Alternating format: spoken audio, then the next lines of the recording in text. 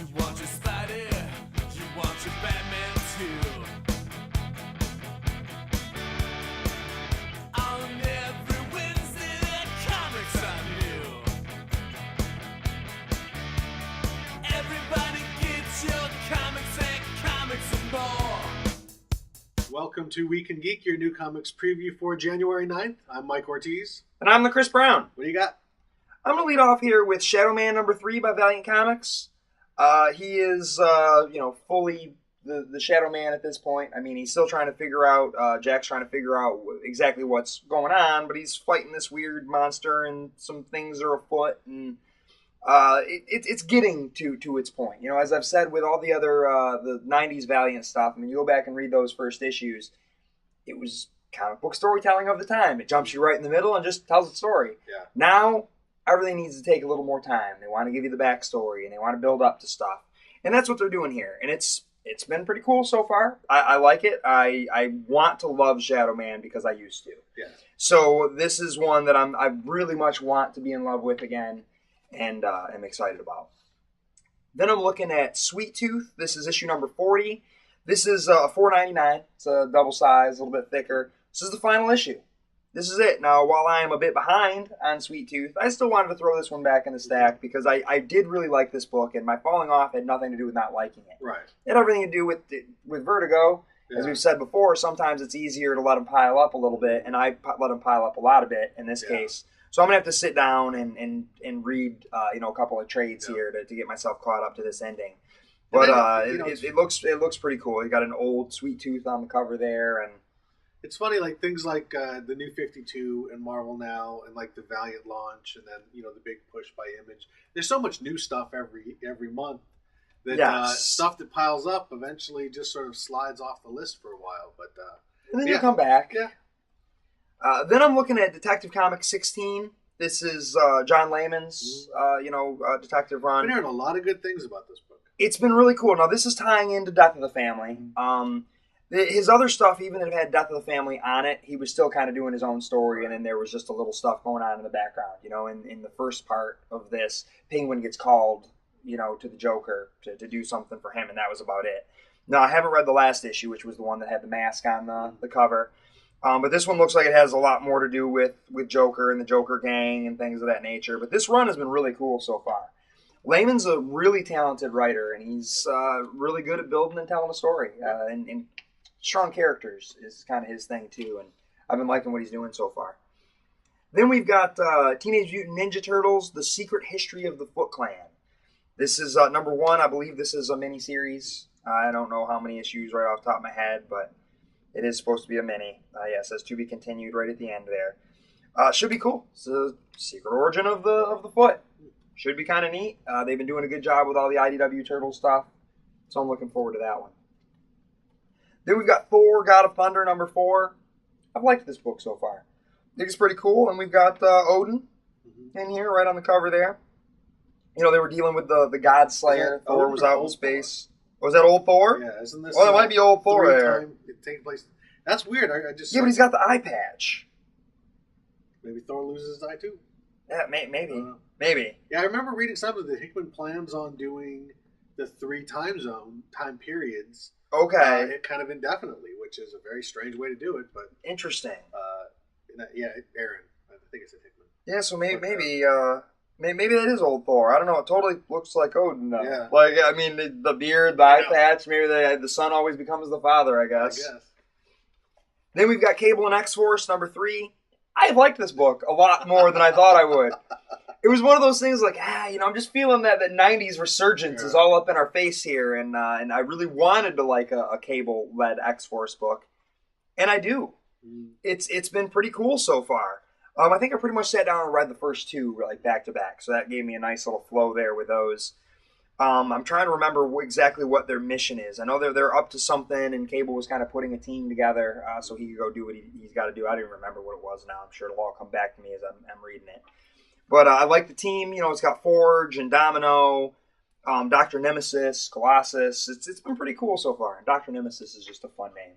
It's totally ridiculous name. It's like it's the kind of comic name that you would almost be making fun of if you were talking about like old 50s thing. Dr. Nemesis. Sounds like a Venture Brothers character.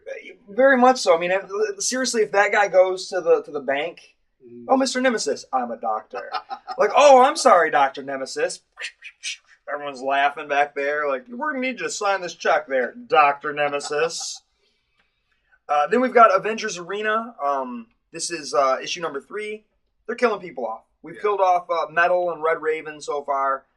Characters I didn't know anything about or care about. But we have also flashed. They're flashing back and forth into the future. And so we know at least on day 29 that Hazmat and X-23 are still alive. But, they're going to flash back and see what's going on. I mean, it seems to me that this really is just serving to get rid of characters that they don't need. It's like, just all right, killing kids. It's killing kids. That's getting a rid of dicey subject these days. It is, but they're teenagers that no one seems to give a crap about. Well, yeah. Every once in a while, they have to pull like a mass killing of a bunch of characters because there's so many. Yes. That nobody care about. One interesting thing about this is when you covered the last issue, I made a comment that the first issue was a battle royale. The second issue cover was Lord of the Flies, and I made a smart-ass comment, where's the Hunger Games? And here's the Hunger Games cover. Yeah, so they're doing all of what that. What are they going to do for 4? They've run out of kids killing each other storylines to rip off. Exactly. How many more of those are there? I don't know. You know what? There's got to be some other weird movies we haven't seen. So yeah, some nice homage covers. And they're even making fun of it inside the story. Like I said, the first issue, Arcade talks about reading 13-year-old girl fiction. So then we've got Clone number 3 from Image Comics. This is under the Skybound imprint, but this doesn't really have anything to do with Kirkman or any of that. It's just under the imprint. It's written by David Schulner, who I'm not really familiar with, but Juan Jose Rip used to do a lot of the stuff for Avatar, I believe. Yep. The artwork is fantastic. The story is pretty cool. I liked the way the last issue ended. It was like, oh, all right. Kind of felt like the first issue very much felt like that the Murdoch, the Madrox miniseries that they had done, where there's all the clones of Madrox and things were going out, and it was this film noir kind of feel. Same thing. Someone's killing clones of this particular person. Well, now we come to find out that they're kind of tying this whole clone experiment into stem cell research and some other things that the government is up to. And in the meantime, we're dealing with our clones, who all think they're real people. And I suppose they are. I guess that's the argument one could make. Just because they're clones of each other doesn't exempt them from being people. True. Then we have Peter Panzerfaust number 8. Love this book. Peter Pan in World War II. I believe this one we're supposed to get some more Captain Hook coming up here. I believe it's either this issue or next issue. But they had sort of introduced... Oh, there he is, right there. There's our Captain Hook. Oh, nice. So they had sort of introduced him in the previous arc, and he loses his hand, and that's kind of the beginning, but they zip through it real quick. Well, now he's full-on back here, and I guess this has already been picked up by the BBC to be a TV show. They're working on it. Great book. Really, really cool. Yeah, Curtis Weebseen came out of nowhere, but he was writing great stuff. And, got the appropriate attention he deserves. Yeah, good for him. Then I've got The Legend of Luther Strode number 2. This is the second Luther Strode miniseries. In the first one, it almost feels a little like they've done so many times. I Am Legend a little bit, in that he's kind of the boogeyman. Okay. While he may be trying to do the right thing, he's become the boogeyman to the other forces that have taken over. So all these punks and thugs and such, maybe Luther Strode's real, maybe he's not. But, you talk about him late at night and to scare the other folks, that Luther Strode's coming for you. And at the end of the last issue, it looks like his ex-girlfriend, who got caught up in the nonsense the first go-round, well, she's now after him. And that was kind of a nice little twist at the end. And this book is violent. It's just crazy, ridiculous, over-the-top violence. But really, nice art. I really like it, and I have enjoyed this book, and check that one out. Then we've got Mind the Gap number 7. This is another one that I'm a couple issues behind here. I pretty much finished the first arc, but then I think it was 5 issues. Now I got to get caught up on the 6 and 7 here. Kind of a mystery. There's some things going on where these people in a coma are in this other place, and their spirit energy is still trying to figure out what happened. Kind of, it's a weird mystery, but there's also some family backstory going on with our main character, and I really like it. This is one of those Image books that I don't feel like enough people are talking about, but they should be. You know, the first issue got some attention because it was an image number 1. Well, Yeah. now it's an image number 7, and people don't seem to care as much, Yeah. but the story's still just as good. I really dig it. Then we've got Non-Human number 2. This is by Will Portacio is doing the artwork, and Glenn Brunswick is writing it. Some kind of disease is happening that's bringing electronics and toys and things to life, but then it's also affecting young kids. Like teenagers are somehow, you know, open to this infection in some way, and they are kind of turning robotic. There was a teenager that was kind of getting down with it. Looked like a store mannequin who had turned real, and he was kind of all into her, so she was trying to turn him into whatever. Very, very strange, but I could totally see a young boy falling for a store mannequin. I mean, young boys are stupid. And the store mannequin seems just right, I guess, to a 15-year-old boy. But an interesting book, and you know, it was pretty late, you know, in between 1 and 2. So I'm glad we finally got that second issue and see where that's going. What are you looking at? I'm going to start off with Fantastic Four number 3. This is Matt Fraction and Mark Bagley. This has been a solid book. Yeah. The first 2 issues were all set up. Then we're kind of jumping out into time and space, and this is where that starts. So this is really the beginning of the journey. It looks like the 38 light years from Earth. So it's Fantastic Four. It's out in space. It's cosmic stuff. They've got the whole family there. It should be fun stuff. I mean, I've really enjoyed this book and FF. You know, it's not the Hickman book. It's not as strong, Right. But I'm glad that it's a very different direction. It's a different kind of sci-fi. It's a little bit looser. It's a little bit more superhero-y, a little more colorful than what Hickman was doing. But that's good. Very much so. I'm glad they're going in a different direction with it. So far, I've been enjoying the direction. Because you weren't going to be able to keep it. If Hickman's not doing it, Exactly. You can't keep, you know, running in his shoes. Like, it's just not going to work. And so this is very much a Matt Fraction Fantastic Four. Even though I like it. I think his voice is coming through a little stronger on FF than it is on this one, but they're both still solid books. Next up, The End Times of Bram and Ben. I know very little about this book. This is another one of those image number 1s. I know the basic premise is like there's an apocalypse going on, and this kind of very Chew-esque artwork. Is it written by what, James Asmus? James Asmus. The guy who's doing Gambit. And... Yeah, he's been doing a lot of stuff. Asmus, and I think he's writing the current arc of Thief of Thieves. Okay.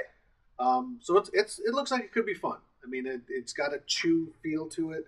I like apocalypse stories. And there's something about the end of the world is coming. We've even got a nice kind of Jesus, I want you back cover. I want you for the rapture at the end of days. So yeah, some weird kind of Book of Revelation apocalypse comedy. Nothing's funnier than the end of the world. So Jesus was all involved in that. He didn't do much to help Notre Dame the other night. Touchdown Jesus was nowhere to be found. Well, he was all up in here. He was busy preparing for the end of the world. Another Image comic. This one has been MIA for quite a while. This is Infinite Vacation number 5. Is that the end? Is this it? This, I believe, is the end. This looks like it's an extra-sized issue. So they're wrapping everything up. I actually did finally get caught up on this. This is a really good book. In the last couple issues, things with this multiverse aren't quite what they seem. Okay. A lot of things are hinging on this main character, Mark. Will he be the salvation of the multiverse? Will he be the destruction of the multiverse? Okay. We're not quite sure, but we're really seeing a different take on all these multiple characters. It looks like a lot of the Marks are joining up. Really interesting book. Really, I did get caught up, and I was glad I did. So I've been looking forward to this because I'm curious to see how they're going to resolve this. Next up, Think Tank Military Dossier. This is basically like a handbook to the Marvel Universe, or a who's who of the characters from Think Tank, which I thought was a pretty solid book. It had a 4-issue series. Issue 5 is still coming out, so I think they're doing these kind of series of, not quite mini-series, but they're going to do a few issues, a storyline, take a break, do a storyline, take a break. It's the story of this guy who's a brilliant scientist, develops weapons for the military. In the regular Think Tank miniseries, he came up with a way to kind of escape from the military because it's one of those deals where once you work for them, you always work for them. Okay. So this is going to be a little bit of background on that, kind of to keep the book in people's awareness while they're working on the rest of it. The book had some good back matter with information about some of the military technology Okay. that was in the book is actually real technology, and a lot of the policies and things. And they're kind of expanding that. So yeah, and I was always a sucker for Who's Who and official handbook to the Marvel Universe. I got that when Invincible did it. Right. Know. So yeah, if you like the book, this is going to fill in some gaps that the book may not have. Next up, Green Lantern New Guardians Annual Number 1. This is Keith Giffen and Scott Collins. Interesting. And apparently this is going to set up that Threshold series, which is going to be a cosmic series that Keith Giffen is going to be working on. We've got a new Green Lantern here. When I first saw the solicit, I thought this was going to be Kyle's new costume, which is kind of ugly. Right. But apparently this is actually just a different Lantern, I think. It looks like the main character from the Image series, Hell Yeah. Yeah, it does a little bit. But yeah, he's got white hair. But yeah, Keith Giffen's good, and I'm looking forward to the Threshold series. So that's going to kind of spin out of this.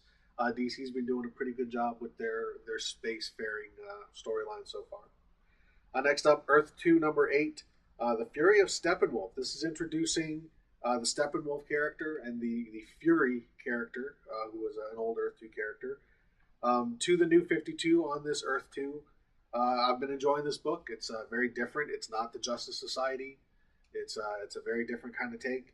Apocalypse pretty much ravaged this world and killed Superman, Batman, and Wonder Woman, and we kind of get a very different take on a very different Earth, which I've liked so far. Next up, Action Comics number 16. This is Grant Morrison's second to last issue, I believe, on the I thought he was already gone. What is this like the Ben Folds 5 song, Steven's Last Night in Town, or we're just going to throw a goodbye party for Grant Morrison every month here and he never leaves? Well, he announced it a while back, but he had a storyline to finish out. Okay.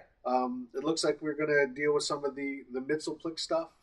Okay. And the fifth dimensional imp. And this character from the front is I think it's an alternate universe evil Superman. So all the stuff that Grant Morrison has set up over this year and a half, he's wrapping up before he hands the book off to Andy Diggle. I'm a big fan of Grant Morrison, so I've liked what he's done on Superman. Be sorry to see him go, but as long as he ends with a bang, I'll be happy. As long as Andy Diggle doesn't do to that what he did to Daredevil. Next up, Mark Miller and Dave Gibbons, The Secret Service. Again, this has been a really good book. They are supposedly working on a movie. They're moving ahead on this quickly because that's why Matthew Vaughn is not doing the new X-Men movie. Matthew Vaughn is actually the co-plotter and I think co-owner of this. I'm not sure. And they want to. I guess they had to move this ahead because they found out somebody else was doing a story that was very similar that they had started after that. So yeah, this might be another case where the movie comes out before the last issue of the miniseries, which is common with Mark Miller books. But this is the story of a British Secret Service agent who brings his nephew into the British Secret Service to keep him from a life of crime. There was a subplot going on where somebody was abducting all of these science fiction, fantasy-related celebrities, which still hasn't kind of manifested too much. It popped up a little bit in the last issue, but we still don't quite know, I don't think, why. So hopefully we'll get a little bit more of that because I think that's a little bit more of an interesting story right now. And then I've got Wolverine and the X-Men. This is continuing the Wolverine and the X-Men versus the Frankenstein circus. Oh, all right. So yeah, one of the members of the new Brotherhood of the Evil Mutants, or Hellfire Club, is a descendant of Victor Frankenstein. And of course the monster is now roaming around trying to kill all the descendants of Frankenstein and all of his family. The X-Men get caught in the middle of it. They were brainwashed and turned into circus freaks, and then the students showed up and freed them. But you had Wolverine dressed up as a clown, which was a lot of fun. This has been a solid arc. Again, it's kind of a little lighthearted. Oh, looks like we've got some Nightcrawler stuff coming up. But yeah, some more fun stuff at the Jean Grey School for Gifted Students. Very, very different in tone from what Bendis is doing in All New X-Men, which I like a lot. I like that book quite a bit. So that's my stack. All right, I guess that'll bring me to the top of my stack here. I'm looking at Walking Dead 106. 105 was quite an issue. You know, you had, Carl had found his way to Negan's camp. You know, in the previous issue, he'd kind of gotten out, shot at everybody. Negan has that great line. He's like, man, that gun's bigger than you. picked it just because it looked cool, didn't you? Yeah, I know. Negan's awful, but he's an interesting antagonist. You know, and maybe he is providing for these people, but it's sort of weird in this, you know, post-apocalyptic world. You know, they're living with zombie apocalypse, and you know, here's Negan's got a harem full of women, and you kind of find out why the guys have the scar on their faces.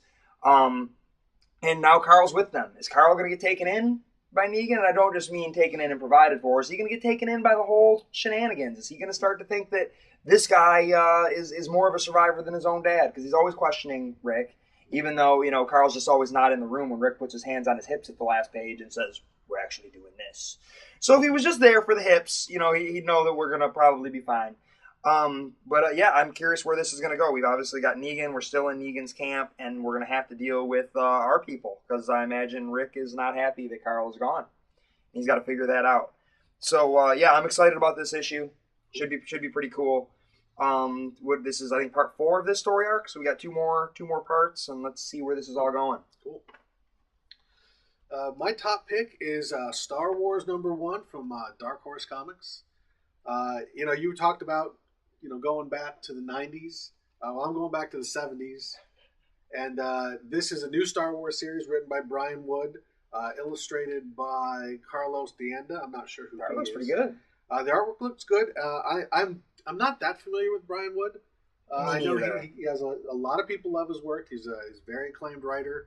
The only thing I've actually read of his was Local, which was a great book, but very, very different. I mean, it's a very realistic book. I think he also did Channel 0 or Channel Z, something like that, which again was a very strange, subversive book, almost kind of like what was that? What was Hickman's first book? Nightly News. Very Nightly News, very kind of graphic oriented. So yeah, him doing like broad sci-fi, I don't really know, but obviously he's got quite a fan base. This is set in between Star Wars and Empire Strikes Back, so we're going back to old school Star Wars comics, like you used to read in the 70s. We've got a great Alex Ross channeling the color scheme of the Hildebrandt cover. So yeah, it's if this book had come out a year ago, I probably would have passed. But you know, Lucas selling Star Wars to Disney and the prospect of new Star Wars movies by other people. Really has kind of gotten me reinvigorated for Star Wars in a way that I hadn't been in a very long time. So I'm kind of looking at this as part of that, even though this isn't going to last too long because Marvel eventually is going to get this book. But again, if he's setting it in the old universe, I mean, Brian Wood might be trying to, you know, establish his little foothold. Maybe he gets to keep over when they move it over to Marvel. Marvel could just continue doing this, because actually this is when Marvel was doing the Star Wars book initially. That's what they did. They did the 6-issue adaptation of the movie, and then they just jumped into original stories for 3 years. And that's really when I was reading the book. So hopefully this will be as entertaining as those were.